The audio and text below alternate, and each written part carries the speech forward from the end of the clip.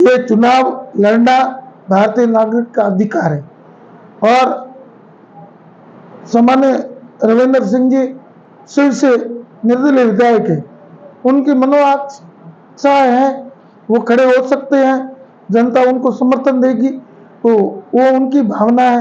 लोकतंत्र का महापर्व जो महा चुनाव है, पूरे देश का चुनाव, इस चुनाव के अंदर हमारे राष्ट्रीय अध्यक्ष वो हमारे शीर्ष नेतृत्व ने श्री उम्मीदवार जी को कांग्रेस पार्टी का उम्मीदवार बनाया है।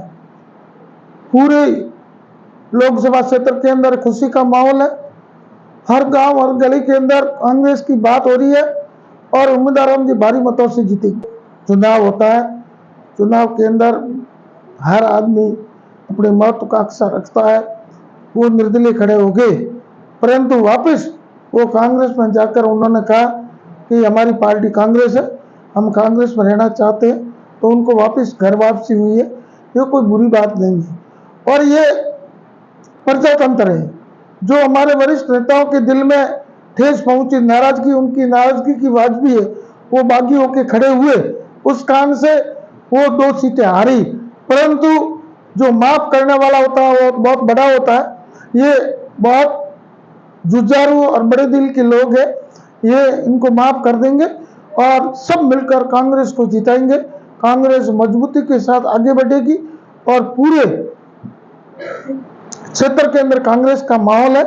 पिछले 10 साल से जो भारतीय जनता पार्टी का शासन है, उसके अंदर झूठी वाहवाही, झूठी अफवाह और भ्रम पैदा करके वोट लिए जनता पूरी तरह से महंगाई की तरफ से, बेरोजगारी में तरफ से।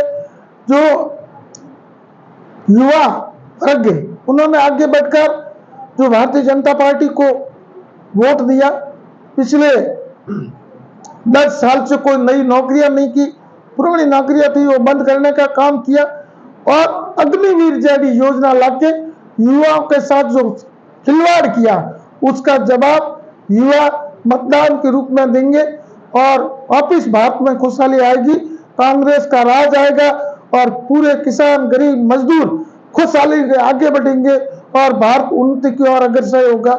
यही मैं विश्वास दिलाना चाहता हूँ। आज की तारीख में सामान्य कैलाश जी कृषि राज्य मंत्री है, परंतु पिछले 3 सालों से हमारे कृषि बीमे के अंदर खिलवाड़ हो रहा है। बीमा कंपनियां हेवी है, ये जो कॉमर्शियल ताकतों की सरकार है और बीमा कंपनियों ने किसानों के साथ अन्याय और अत्याचार किया, समय पर बीमा नहीं दिया और जो क्रॉप कटिंग के अंदर उन्होंने धांधलीबाजी करके किसानों को जो कृषि प्रधानमंत्री कृषि बीमा से वंचित रखा। उसके बाद में पिछले 5 साल के अंदर सेंट्रल गवर्नमेंट की ऐसी कोई योजना नहीं है जो आगे बढ़कर एक छाप छोड़ सके। इसलिए हर आदमी की भावना है कि 5 साल कैलाश जी ने काम नहीं किया, इसलिए कैलाश जी वोट के हकदार नहीं है, ये ऐसी अफवाहें सुन रहे हैं। परंतु जनता के अंदर एक उत्साह है कि जो उम्मीदवार बनने वाले एक युवा है और जो हमारे सामने आरएलपी में चुनाव तो उन्होंने लड़ा, परंतु ऐसे विवादित कोई बयान नहीं दिया। उनकी मधुर भाषा और सबको साथ में लेके चेष्टा के कारण वो कांग्रेस ज्वाइन की है और कांग्रेस के नेतृत्व में उसने कांग्रेस को टिकट दी है। हमको पूर्ण विश्वास है कि उम्मीदवार हम भारी मतों से विजय होंगे।